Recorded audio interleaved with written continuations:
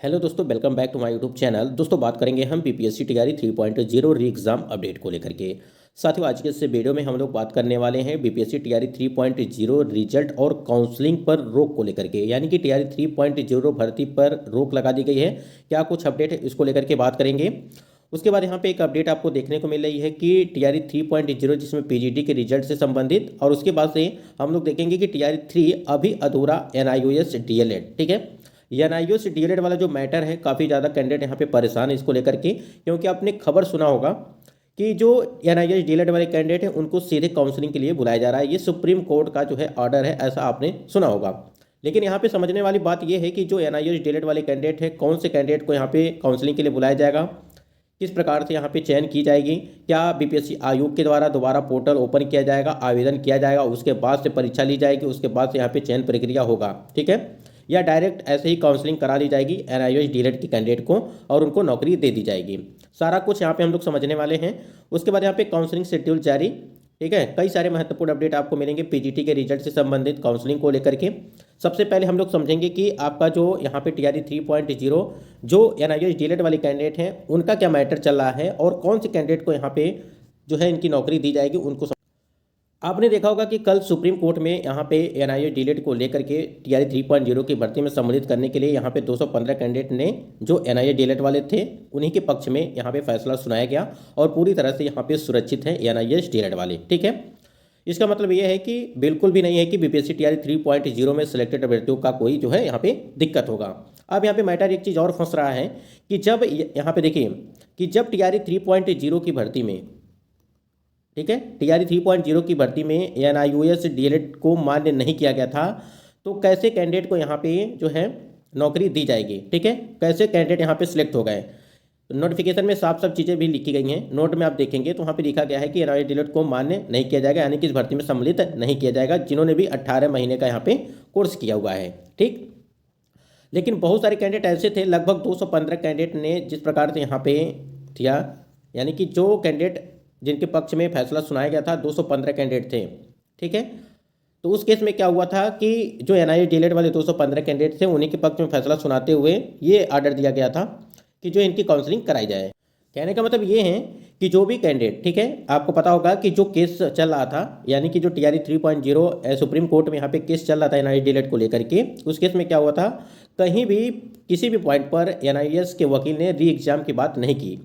कुछ एनआईओएस अभ्यर्थियों ने जानबूझकर टीआरई 3.0 का फॉर्म भरा था, उनमें से 215 सिलेक्ट हुए थे बीपीएससी टीआरई 3.0 पीआरटी और यहाँ पे 6 to 8 में, उन्हीं के लिए यहाँ पे बात चल रही है। देखिए यहाँ पे नोटिफिकेशन में तो साफ साफ चीज़ें लिख दी गई थी, लेकिन एक चीज़ और समझिएगा कि 215 कैंडिडेट ने जो है यहाँ पे फॉर्म अप्लाई कर दिया था और वो सिलेक्ट भी हो गए हैं। अगर बात करें हम लोग यहाँ पे 1 to 5 और 6 to 8 में, तो उन्हीं की बात चल रही है सिर्फ, ठीक है। और ऐसा नहीं है कि 215 के अलावा और भी किसी कैंडिडेट का यहाँ पे सिलेक्शन हो पाएगा, इसलिए उन्हीं के, यानी कि केवल यही जो 215 एनआईओएस सिलेक्टेड अभ्यर्थियों को डीबी में शामिल होने की मौका दे बिहार सरकार, जो इसलिए एनआईओएस वाले कोर्ट गए थे, इसी पे केस हुआ था। और देखिए सुप्रीम कोर्ट ने बिहार सरकार को एनआईओएस सिलेक्टेड कैंडिडेट को जो है डीबी में शामिल करने संबंधित जो नोटिस दिया है, जिसका जवाब बिहार सरकार क्या देगी आने वाले समय में जो है यहाँ पे क्लियर हो पाएगा कि क्या बिहार सरकार के द्वारा जवाब दिया जाता है। फिलहाल 215 कैंडिडेट हैं और यहाँ पे और भी जो कैंडिडेट यहाँ पे हैं, देखिए इनका क्या होता है, बिहार सरकार का कोई जवाब आएगा तभी। तो एक चीज़ यहाँ पे और समझिएगा, देखिए जो कल का केस चल रहा था, ठीक है, जो कल का केस चल रहा था उसमें इसी बात का जिक्र किया गया था कि जो 215 कैंडिडेट हैं, ठीक है, जो 215 एनआईओएस डीएलएड वाले चयनित अभ्यर्थियों को डीबी में शामिल होने के लिए कहा गया था, ना कि सभी जो एनआईओएस डीएलएड के लिए री एग्जाम कराने की बात की गई थी। तो जो भी यहाँ पे कहीं पर आप सुन रहे हैं कि री एग्जाम फिर से कराया जाएगा, तो ये बिल्कुल गलत है, ठीक है। कोई भी री एग्जाम नहीं कराया जाएगा आपका, ना ही कोई पोर्टल आपका ओपन किया जाएगा, ठीक है। और जो 215 कैंडिडेट का सवाल है उन्हीं के लिए सारी चीज़ें ये हो रही है। अगर कुछ भी होगा, अगर उन्होंने एग्जाम दिया होगा तो उनको जो है, अगर उनका चयन होगा, रिजल्ट आया होगा, तो उनका जो है यहाँ पे काउंसलिंग कराई जाएगी, अन्यथा उनका भी काउंसलिंग नहीं कराया जाएगा, ठीक है। तो ये प्रक्रिया यहाँ पे चल रही है, लेकिन थोड़ा सा आप लोग थोड़ा सा वेट करिए, देखिए इसके संबंध में और भी क्या कुछ अपडेट आती हैं। फिलहाल यही अपडेट है, बिल्कुल आपको परेशान होने की जरूरत नहीं है, सिर्फ 215 कैंडिडेट के ही यहाँ पे बात की जा रही है। बाकी यहाँ पे कोई भी री एग्जाम आपका नहीं कराया जाएगा।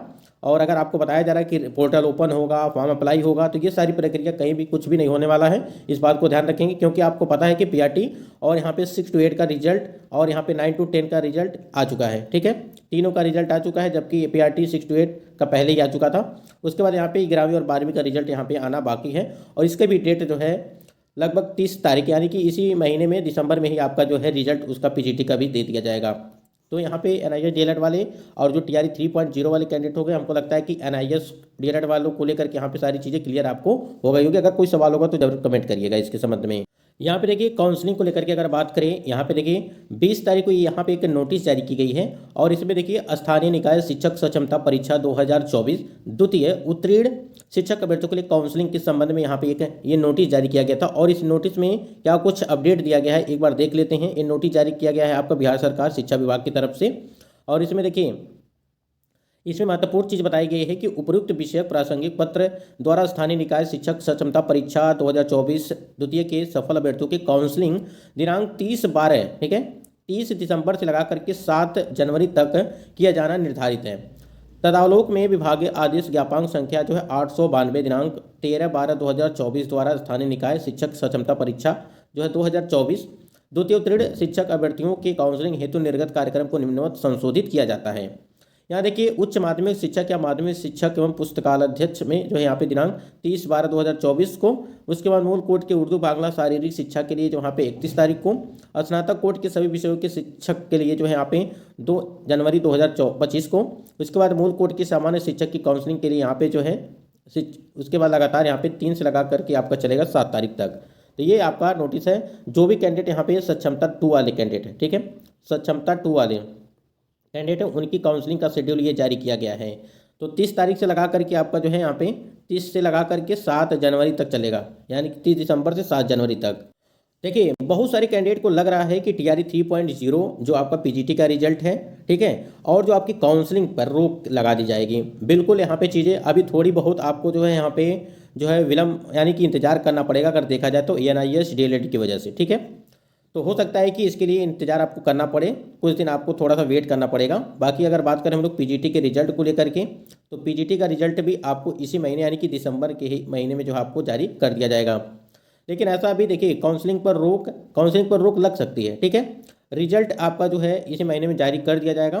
बाकी इसमें कोई बड़ा नहीं है। जो हमने अभी बताया आपको NIS DLED वाला जो मैटर चल रहा है वो सिर्फ 215 कैंडिडेट के लिए चल रहा है। अगर उन्होंने एग्ज़ाम दिया होगा तभी जाकर के उनका जो है यहाँ पे, और एग्ज़ाम देने के बाद रिजल्ट जारी हुआ होगा यानी कि सिलेक्ट हुए होंगे, तभी जाकर के उनको जो है यहाँ पे काउंसलिंग प्रक्रिया में बुलाई जाएगी। आप खुद ही कॉमन सेंस लगा सकते हैं कि जो कैंडिडेट यहाँ पे एग्ज़ाम नहीं दिया जाएगा और उनका सिलेक्शन नहीं हुआ होगा तो उनका काउंसलिंग कैसे किया जाएगा। तो ये चीज़ें आपको खुद समझना चाहिए कहीं ना कहीं। बाकी काउंसलिंग की जो डेट आपकी रखी गई थी कि 23 तारीख से लगा करके, यानी कि आप देख पा रहे हैं कि 23 से लगा करके आपका जो है वो 28 तारीख तक रखी गई थी। इस डेट पे एक संभावित तिथि थी, लेकिन इसमें भी ये परिवर्तन किया जाएगा। ये आपके जो है इस पर आपकी काउंसलिंग नहीं होगी, पहले इसी पे होने वाली थी, लेकिन अब NIS DLED की वजह से जो है यहाँ पे चीज़ें परिवर्तन करना पड़ रहा है।